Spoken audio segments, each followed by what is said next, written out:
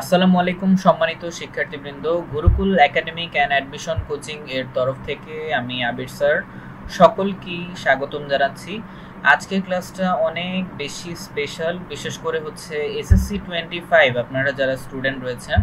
আচ্ছা, নর্মালি হচ্ছে কোচিং কর্তৃপক্ষ থেকেও আর এছাড়া কোচিং যে দায়িত্বরত রয়েছেন তার ম্যাক্সিমামই হচ্ছে আমরা এত আর্লি সাজেশন মূলত দেই না। তবে হ্যাঁ, আমরা চিন্তা ভাবনা করেছি যে না, আপনাদের এমনও অনেক সময় কিন্তু চলে গিয়েছে, পাশাপাশি হচ্ছে কি বলে শিক্ষার্থীদের এই আন্দোলন, এছাড়া হচ্ছে আরো অনেক, আপনারা তো মোটামুটি জানেন দেশের পরিস্থিতি। তো এই জন্য অবশ্যই আমাদের পড়ালেখার মাঝেও হচ্ছে সময় কিন্তু কাটাতে হবে, এটা কিন্তু ভুললেও চলবে না, ঠিক আছে? কারণ দিন শেষে হচ্ছে কি মানে আপনারা হচ্ছে কি শিক্ষার্থী, তাই না? ওকে, তো যে বিষয়টা নিয়ে কথা বলবো আজকে, তো আশা করি থাম্বনেল দেখে আপনারা বুঝেই গিয়েছেন। আজ হচ্ছে এসএসসি জেনারেল ম্যাথ নিয়ে কথা বলবো, ঠিক আছে? সাধারণ গণিত সাজেশন নিয়ে, যেটা অনেক বেশি গুরুত্বপূর্ণ। আর এটা এমন একটা সাবজেক্ট যেটা হচ্ছে মোটামুটি আপনারা সকলেই জানেন, অনেকের হচ্ছে দুর্দশার শেষ নেই। অনেক স্টুডেন্ট দেখা যায় হচ্ছে এটাতে অনেক প্রবলেম হয়, মোটামুটি যারা অনেকে পাশ করতে পারলেই খুশি, আবার হচ্ছে অনেকে দেখা যায় এ প্লাস রাখতে চান, ঠিক আছে? তো চিন্তার কোনো কারণ নেই, আপনি যে লেভেলেরই স্টুডেন্ট হন না কেন, তো আমি সম্পূর্ণ গাইডলাইন দেওয়ার চেষ্টা করব। আর কোন কোন অধ্যায় আপনার জন্য বেশি গুরুত্বপূর্ণ হবে সেই অধ্যায়গুলো আমি অলরেডি চিহ্নিত করে রেখেছি। তো আপনারা চাইলে খাতা কলম নিয়েও হচ্ছে বসতে পারেন, ঠিক আছে?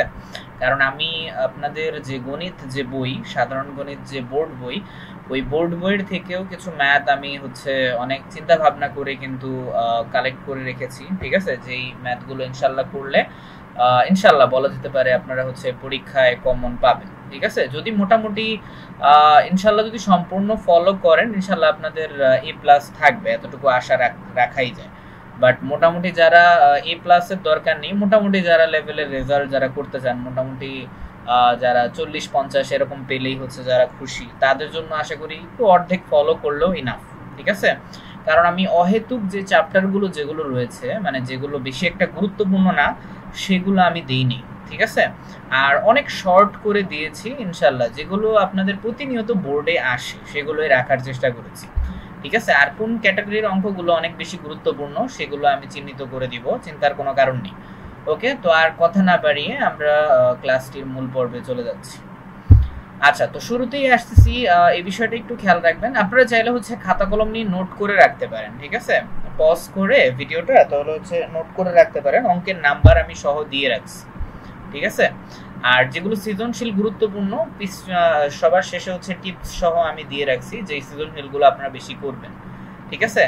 আর আবারও বলে রাখি, এই সাজেশনটা হচ্ছে কিন্তু সকল বোর্ডের জন্য প্রযোজ্য, ঠিক আছে? আপনি ঢাকা বোর্ড ছাড়াও, Dhaka board, Comilla board, Jessore board, আপনি যেই বোর্ডেরই হন না কেন, আমি ওইভাবেই কিন্তু হচ্ছে এই সাজেশনটি তৈরি করেছি, যাতে ইনশাল্লাহ সবারই কমন পড়ে, ঠিক আছে? আর এই অধ্যায়ের বাহিরে ইনশাল্লাহ তেমন আসার সম্ভাবনা তেমন একটা থাকে না, আর আসলেও খুব রেয়ার আপনারা সারপ্রাইজ হবেন না, ঠিক আছে? বড়জোর আসলে একটা সৃজনশীল হয়তো বাহিরের আসতে পারে, বাট বেশিরভাগই আপনারা এর ভিতরেই পাবেন।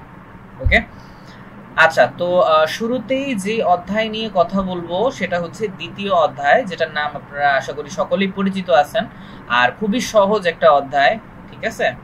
আর অধিকাংশ স্টুডেন্ট দেখা যায় এই অধ্যায়টি মোটামুটি ইজি বলে মনে করে, ম্যাক্সিমাম ইজি।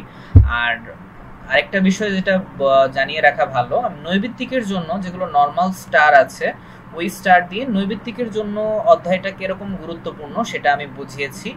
আর যেটা হচ্ছে ব্ল্যাক স্টার যেগুলো রয়েছে, যত বেশি পরিমাণে ব্ল্যাক স্টার রয়েছে সেগুলো অতিরিক্ত গুরুত্বপূর্ণ, ঠিক আছে?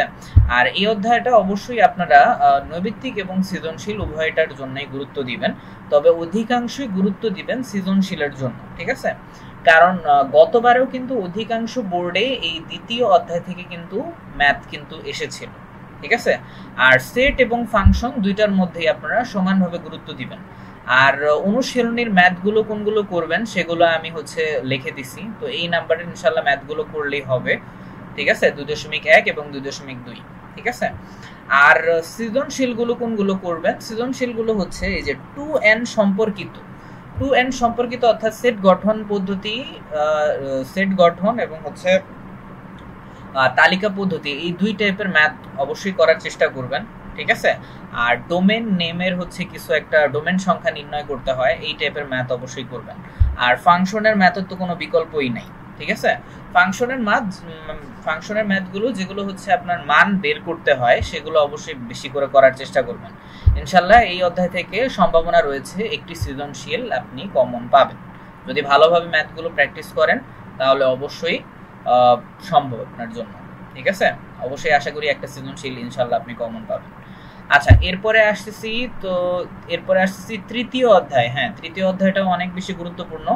তবে হ্যাঁ, তৃতীয় অধ্যায়টা আপনারা সৃজনশীলের থেকে নৈবিত্তিক অংশটা একটু বেশি গুরুত্ব দিবেন, কারণ নৈবিত্তিকে আপনার সবচেয়ে বেশি কিন্তু এই অধ্যায় থেকে আপনারা 3-4টা হলো পাবেন, ঠিক আছে, বা 2-3টা এমসিকিউ হলো আসে এই তৃতীয় অধ্যায় থেকে, ঠিক আছে। আচ্ছা, তো তৃতীয় অধ্যায়ের এমসিকিউ এর জন্য এই অধ্যায়টা কখনো মিস করা যাবে না।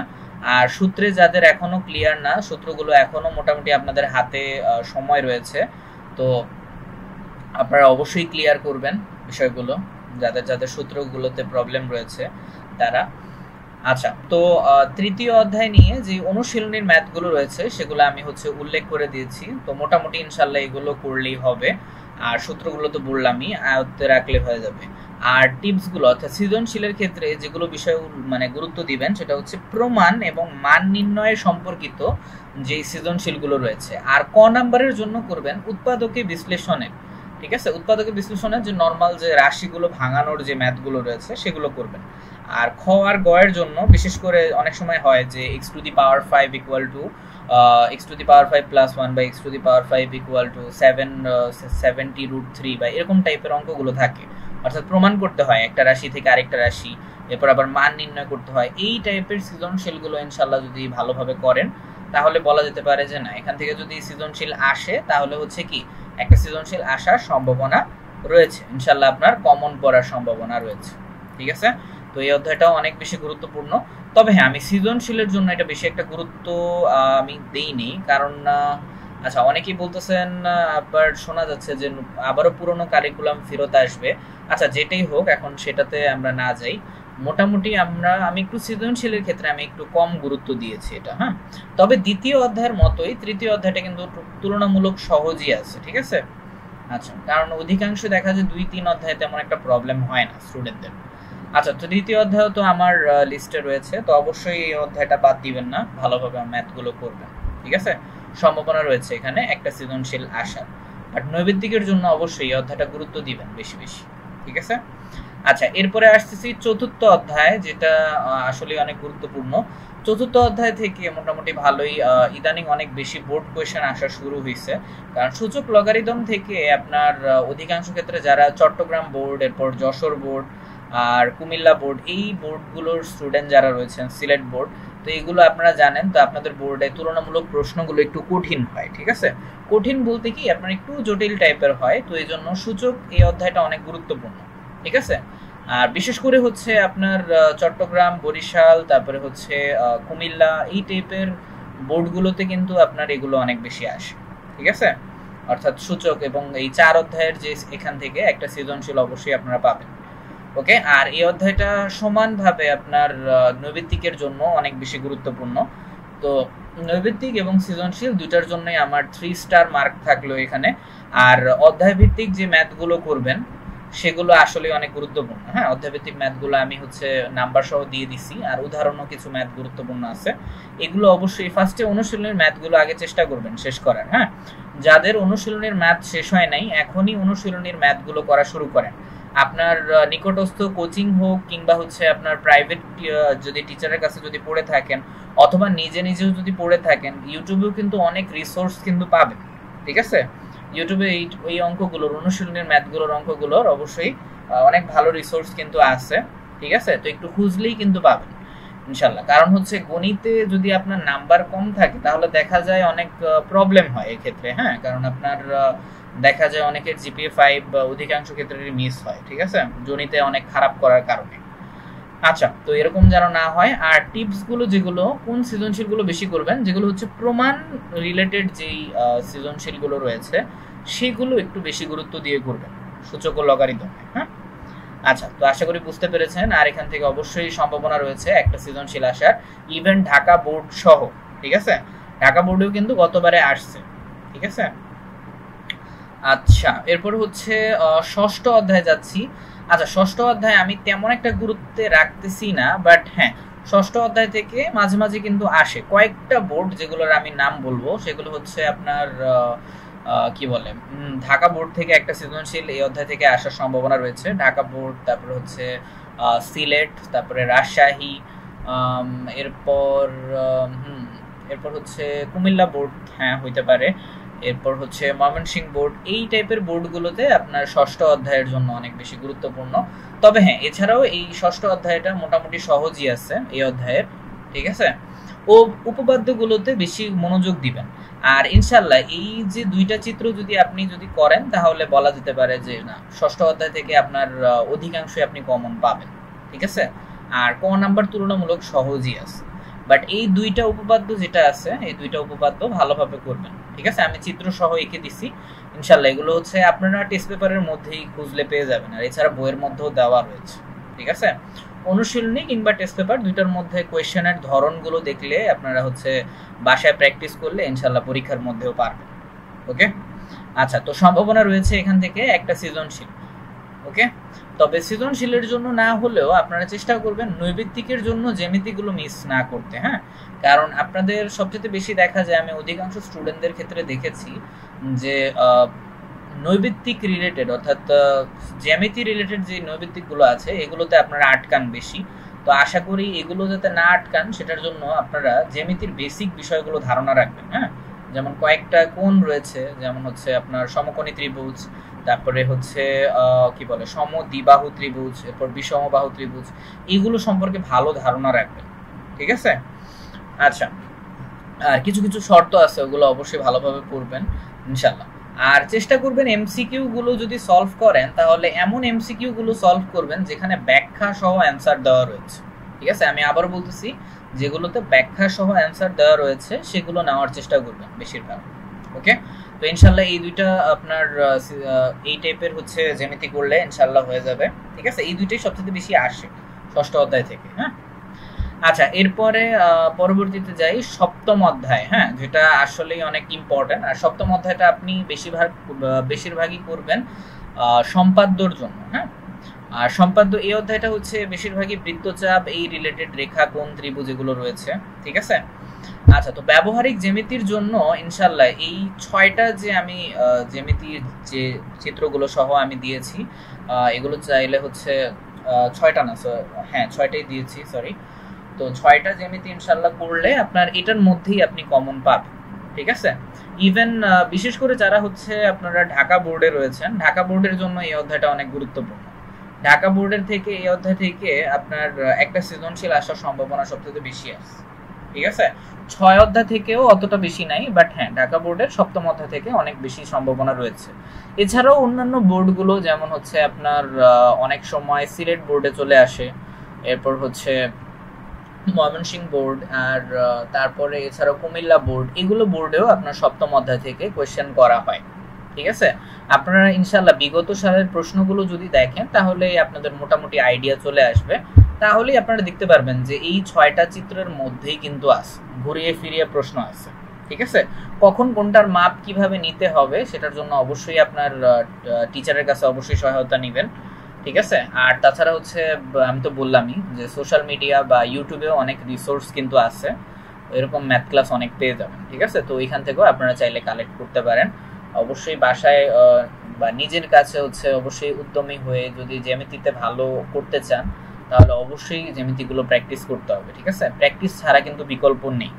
ওকে, আচ্ছা, তো ইনশাল্লাহ এই 6টা চিত্রের মধ্যে তবে বেশি গুরুত্বপূর্ণ হচ্ছে এইটা, সবচেয়ে বেশি গুরুত্বপূর্ণ এইটা, এইটা, এইটা, আর হচ্ছে আচ্ছা হ্যাঁ, আর হচ্ছে এই যে এটা, এই 4টা জ্যামিতি হচ্ছে কেউ বাদ দিবেন না, হ্যাঁ। এই 4টা জ্যামিতি সবচেয়ে বেশি গুরুত্বপূর্ণ, ঠিক আছে। এই 4টা জ্যামিতি সবচেয়ে বেশি আসে।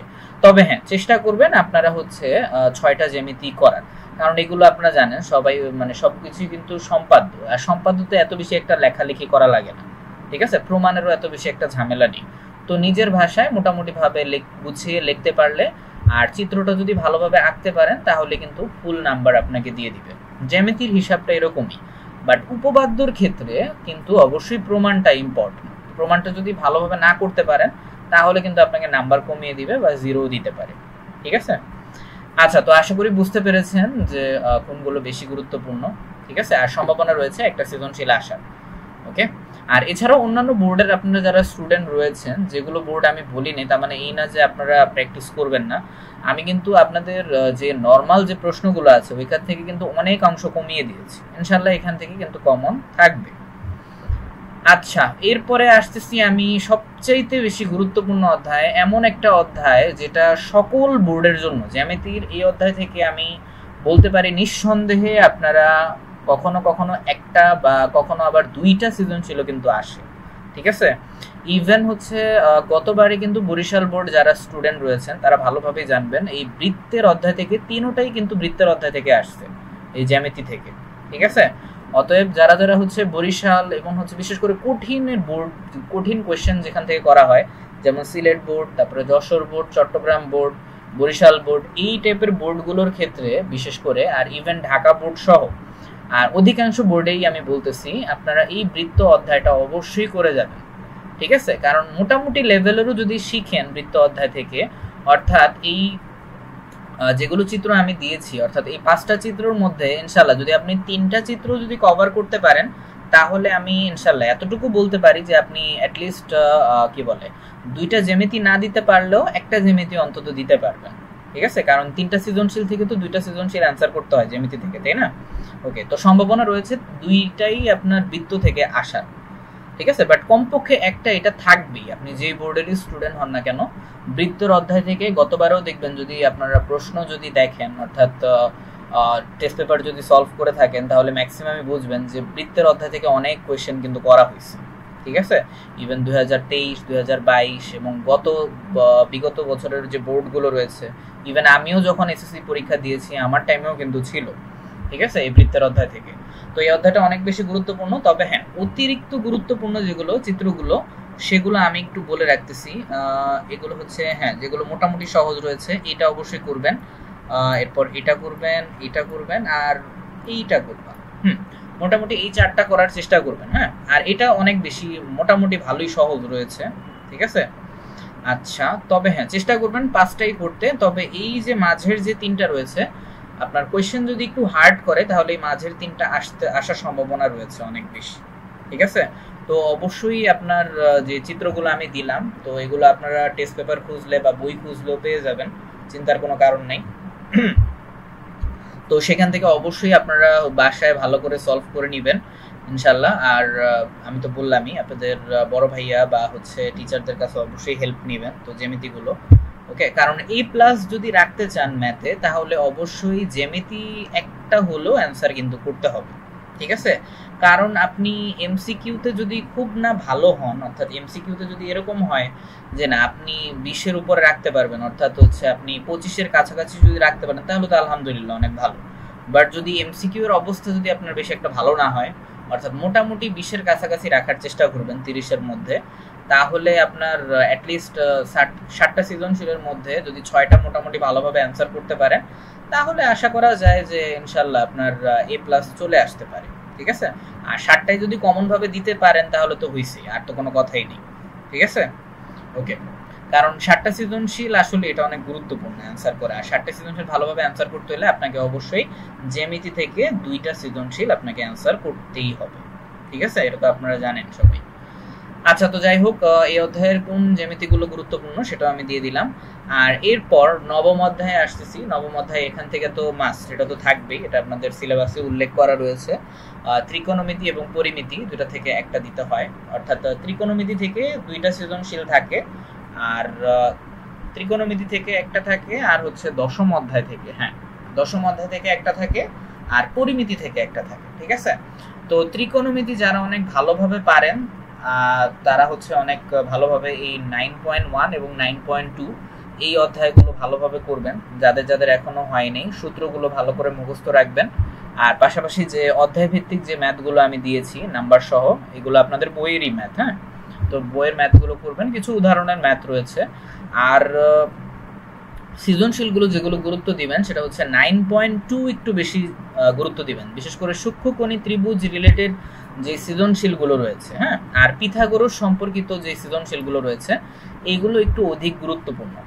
আর এখানে কিন্তু এই যে 9.1 আর 9.2 দুইটা কিন্তু মিক্সড করে আসবে। ধরেন হচ্ছে 9.1 থেকে একটা ম্যাথ আসলো ক নাম্বারে, আর খ আর ঘতে ধরেন 9.2 এর ম্যাথ হচ্ছে প্রায় দিয়ে দিতে পারে, ঠিক আছে?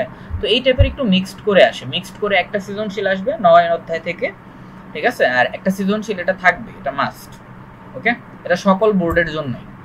আর অধ্যায় কোনগুলো করবেন আর হচ্ছে নাম্বারগুলো কোনগুলো ম্যাথের, এগুলো আমি দিয়ে দিছি, ওকে? আর এই অধ্যায়টা নৈবিত্তিক সৃজনশীল দুইটার জন্যই গুরুত্বপূর্ণ, ঠিক আছে? তো দুইটার ক্ষেত্রে 3 স্টার রইলো আমার তরফ থেকে। আচ্ছা, এরপরে আসতেছি দশম অধ্যায়, ঠিক আছে? অনেকেরই এই অধ্যায়ে ঝামেলা হয় অনেক বেশি, তবে হ্যাঁ, মোটামুটি যদি 9.2 অধ্যায় নিয়ে যদি কোনো সমস্যা যদি না থাকে, অর্থাৎ 9.2 যদি ভালোভাবে পারেন, তাহলে দশম অধ্যায় তাদের জন্য অনেক অংশে সহজ, ঠিক আছে? কারণ 9.2 এর সাথে এই 10 অধ্যায়টা অনেক রিলেটেড, ঠিক আছে? দূরত্ব উচ্চতা এই অধ্যায়টা আপনারা খুব ভালোভাবে সৃজনশীলের জন্য ভালো করে করবেন। নৈবিত্তিকের জন্য তেমন বেশি একটা গুরুত্বপূর্ণ না, তবে হ্যাঁ, সৃজনশীল যদি ভালোভাবে করেন ইনশাল্লাহ এগুলোর নৈবিত্তিকও আপনারা পারবেন, ঠিক আছে? নৈবিত্তিকও ওই রিলেটেডই আসে, ওকে? তো অনুশীলনী হচ্ছে 10-এর 15 থেকে 21 নং অঙ্ক করবেন বইয়ের, আর 199, 200 আর এবং 202 পৃষ্ঠার যে কাজের যে ম্যাথগুলো রয়েছে, কাজ ওই টাইপের ম্যাথগুলো করবেন।